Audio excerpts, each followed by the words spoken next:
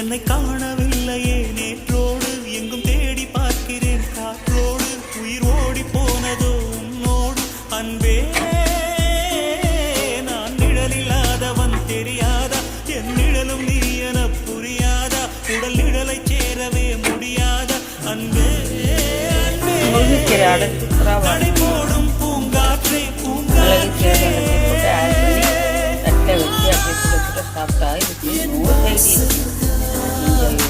இயற்கையான